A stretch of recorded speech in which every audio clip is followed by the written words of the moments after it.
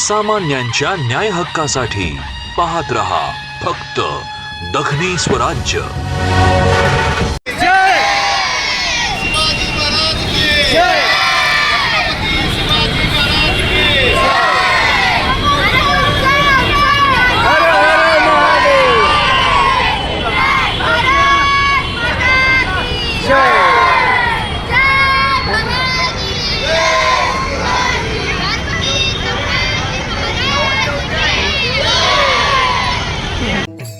जयंती सर्वत्र उत्साहात साजरी होत आहे।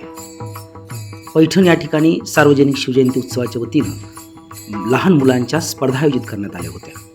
तर छत्रपती संभाजीनगरच्या क्रांती चौकामध्ये शिवजयंती पारायण उत्सव सोहळ्याच्या वतीनं सलग 5 दिवसापासून पारायण सोहळा सुरू आहे। यामध्ये अनेक खेळांचं विद्यार्थ्यांनी प्रदर्शन केलं आहे। अनेक मान्यवरांच्या भेटी झाल्या।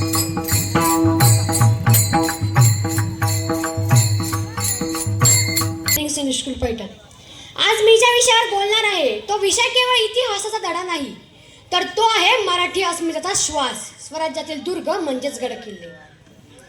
मित्रांनो, दुर्ग म्हणजे काय? उंच डोंगरावर उभे असलेले दगड नाहीत, तर दुर्ग म्हणजे मराठी माणसाच्या रक्तात मिसळलेलं स्वातंत्र्याचं स्वप्न। छत्रपती शिवाजी महाराजांनी स्वराज्य उभे करताना तलवारीइतकेच महत्त्व दिले ते दुर्गांना, कारण त्यांना माहित होतं ज्याच्याकडे दुर्ग त्याच्याकडे सत्ता, ज्याच्याकडे दुर्ग त्याच्याकडे स्वाभिमान। सह्याद्रीच्या पर्वतरांगांवर पसरलेले राजगड, तोरणा, रायगड, प्रतापगड, विशालगड, पन्हाळा हे केवळ किल्ले नव्हेत, तर ते होते स्वराज्याचे मजबूत स्तंभ। राजगड स्वराज्याची पहिली राजधानी, जिथे स्वराज्याची धोरणे ठरली, जिथून न्याय, प्रशासन आणि लढाया आखल्या गेल्या। रायगड तो स्वराज्याचा सिंहासन होता, जिथे छत्रपती शिवाजी महाराजांचा राज्याभिषेक झाला आणि संपूर्ण जगाला सांगितले गेले की आता हिंदवी स्वराज्य स्थापन झाले। मित्रांनो, या दुर्गांची रचना पाहिली तर आपण थक्क होतो। शत्रूला गोंधळात टाकणारे ते वळणदार रस्ते, लपलेले दरवाजे, पाण्याची बारमाही व्यवस्था आणि नैसर्गिक संरक्षणाचा अचूक वापर, हे सर्व आपल्याला सांगते की छत्रपती शिवाजी महाराज फक्त पराक्रमी योद्धा नव्हते, तर ते महान रणनीतिकार आणि अभियंते होते। शिवाजी महाराजांनी दुर्गांचा वापर केवळ युद्धासाठीच केला नाही, तर त्यांनी दुर्गांना लोकांच्या सुरक्षिततेचे केंद्र बनवले। संकटाच्या काळात जनता किल्ल्यांमध्ये आश्रय घेत असे, स्त्रिया, वृद्ध, मुले सुरक्षित राहत होते। मित्रांनो, प्रतापगडाकडे झालेली अफजल खानाची भेट हा केवळ युद्धाचा प्रसंग नव्हता, तर तो होता धैर्य, बुद्धिमत्ता आणि स्वराज्य निष्ठेचा विजय। पन्हाळ्यावरून गडाकडे झालेली पळापळ, बाजीप्रभू देशपांडे यांचे बलिदान हे सर्व आपल्याला शिकवते की स्वराज्य टिकवण्यासाठी प्राणांची आहुती द्यावी लागते। समुद्रकिनारी उभा असलेला सिंधुदुर्ग महाराजांच्या दूरदृष्टीचे प्रतीक आहे। समुद्रावर सत्ता असली पाहिजे हे महाराजांनी ओळखले आणि त्यामुळे स्वराज्य सुरक्षित राहिले।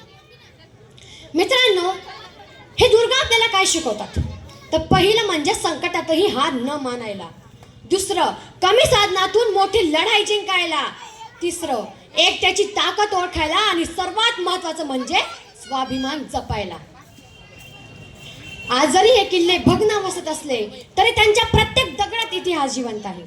तो आपल्याला सतत विचारत असतो की तुम्ही स्वराज्यासाठी काय करत आहात। तर आजच्या तरुणांनी गड किल्ल्यांकडे फक्त सेल्फी पॉइंट म्हणून पाहू नये, तर प्रेरणास्थान म्हणून पाहिले पाहिजे।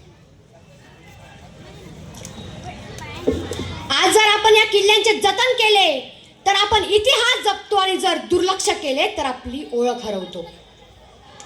आज मी जेव्हा एखाद्या गड किल्ल्यावर उभे राहिले तर मला फक्त दगड दिसत नाहीत, तर दिसतात आपल्या पूर्वजांच्या घामाचे थेंब, रक्ताचे साक्षीदार असलेले तट आणि सर्वात महत्त्वाचं म्हणजे स्वातंत्र्याचे स्वप्न।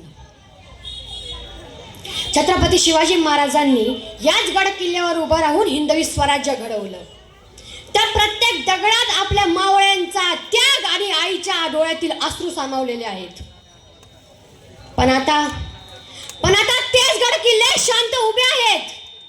तुटलेल्या भिंती जणू आपल्याला विचारतात, आमच्यासाठी लढणारे कुठे गेले? कचऱ्याच्या ढिगारात आपला इतिहास गुदमरत आहेत आणि आपण मात्र नुसतं बघत आहोत। आज जर आपण या किल्ल्यांना वाचवलं नाही तर उद्या आपण आपल्या लेकराबाळांना काय सांगणार? की आपण आपल्या पूर्वजांचा वारसा जपला नाही. चला आसरूंनी नव्हे तर कृतीने गड किल्ल्यांना वाचवूया. कारण गड किल्ले वाचवणे हे आपल्या आईच्या स्वाभिमानाचे रक्षण करणे आहे. माझ्या भाषणाचा शेवट करताना मी एवढंच सांगू इच्छिते की स्वराज्यासाठी आयुष्यभर शत्रूने नडला होता. प्रतापगडाच्या पायथ्याला अफजल खानाला फाडला होता. पुण्यात शाहिस्ते खानाला पुरता कोडला होता.